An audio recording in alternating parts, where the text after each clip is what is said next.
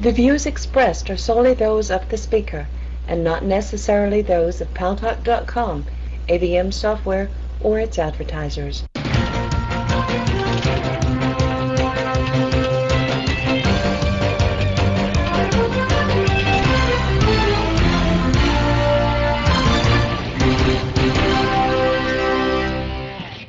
News Talk is online. News Talk Online is a production of Paltalk.com, the largest multimedia interactive program on the internet with more than 4 million unique users on demand on iTunes and on YouTube. And thanks to our great friends at CRN Digital Talk Radio, we're distributed to cable systems serving an additional 12 million households. I'm your host, Gary Baumgarten. Well, let me tell you something. I do not understand this. I scheduled this guy for an interview today. Well, I scheduled him for when, Tanya? 3 weeks ago? 4 weeks ago? He canceled at the last second. So I rescheduled him. Canceled a second time. Rescheduled him for today. David Wilk, anti-bottled water advocate on Paltalk. I was going to have a face-to-face debate with him about the fact that I drink bottled water. Why is that a bad thing, you ask? Well, according to David Wilk, who's not here to offer his point of view, it's costly. It is costly. Bottled water is more expensive than gasoline. And environmentally unfriendly. And he was going to come on here and tell me why I should not be, because you know every day on this show I'm drinking bottled water on can. Because I want to be a role model for y'all so that you know that you should be pushing these liquids through your body all day long. It's good for you. Ah, man, that tastes good. And I was afraid that this was going to be my last bottle of water because I was figuring he'd come in here and tell me, Gary, you're a bad boy, and convince me not to do this. Yeah, it's water. It's water. But he's not here to do this. So, we will not talk about bottled water unless there are those of you who feel that this is a major issue, because as luck would have it, there are a lot of other things going on in the world. And I want to talk about them all. I want to talk about Hillary's campaign crashing and burning. Frizzy, Michelle. I want to talk about the President of the United States preparing for a trip to Israel to discuss the so-called peace process. And in advance, Boaz Frankel, in advance of this peace process, where both the Israelis and the Palestinians are supposed to be coming together, with the United States saying, let's sit down and talk and give peace a chance, and all this kind of horse rubbish.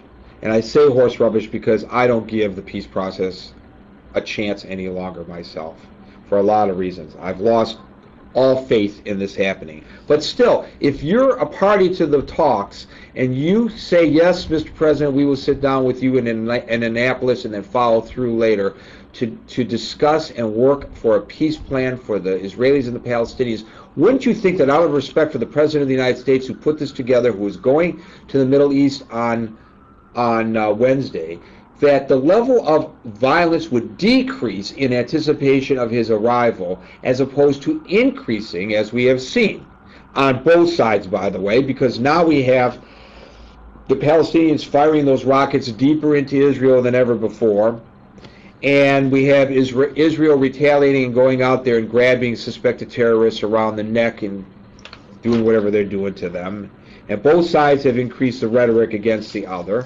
This is in advance of the peace process. If the peace process is going to cause for there to be more death and destruction on both sides of that fence, maybe the peace process, Boaz, is counterproductive. I hate to say this, Gary, but any peace process that I've seen in the Middle East between Israel and the Palestinians has been counterproductive. Now, let's start with this, Gary. First of all, you mentioned, where is the respect for the President of the United States coming to Israel for a visit in order to jumpstart the peace process again? Well, actually, Gary, it does make sense, at least to me, that there would be an increase of violence on the side of the Palestinians, and specifically the Hamas, who are in control of the Gaza Strip, to increase the violence. Because the Hamas have said straight out in the mainstream media that they've always believed that the United States is supporting Israel and being one-sided about the peace process. This is what the Hamas says. Of course, that's not true. So we can expect more violence from the Gaza Strip in the form, of course, of the Qassam rockets that you mentioned. I've never seen the Hamas ever respect not just the President of the United States, but the European Union, who are much more lenient towards the Hamas in supporting them. I've never seen any respect that the Hamas paid to these organizations at all. So it doesn't surprise me, Gary, that they would act this way. Well, no, it doesn't surprise me either, but it disgusts me that, at least he's trying. I disagree with the premise that there is a two-state solution because I don't believe the Palestinian leadership, the Palestinian people, yes, but the Palestinian leadership, I do not believe wants a two-state solution. What they want is through demographics and politics and power. They want to force Israel off the land, period. Clear and simple. All you got to do is listen to what they have to say. All you have to do is listen to what many people say right here on Pal Talk. They do not believe the Israelis belong there, that the Jews belong there. They want them off the land. That's not a two-state solution. Israel's always willing to do what the United States wants to do to try to make this happen. But look, from the day Israel was formed as a nation, it has been under attack, has been in a constant state of war by people who don't believe that Israel belongs there. And, we in the United States as a whole, no, there's some individuals who would disagree with this, and we in the United Kingdom and in Australia and most of the free world believe that Israel has the right to exist there. Anyway, so we'll talk about that. We got some other callers who are waiting in line. I just want to say that some of the other subjects that we might touch on today include the fact that there are guards that have been sleeping at the switch at our nuclear power plants in this post-9/11 world.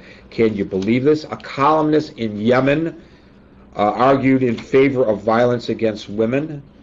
The title of his article was "There Must Be Violence Against Women."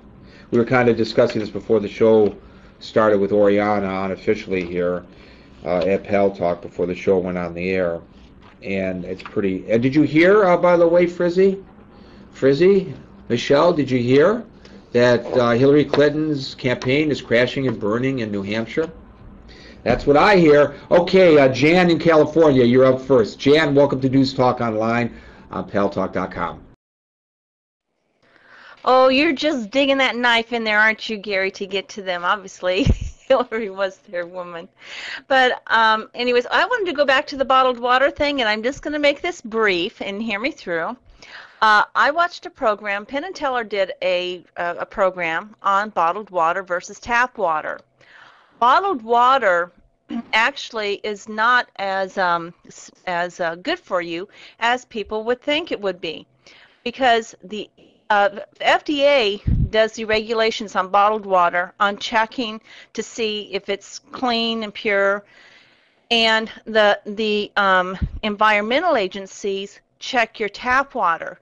There are not enough people to go around with the FDA to do all that checking, so things get skipped over. Also, they did a thing on, they did a, part of their segment was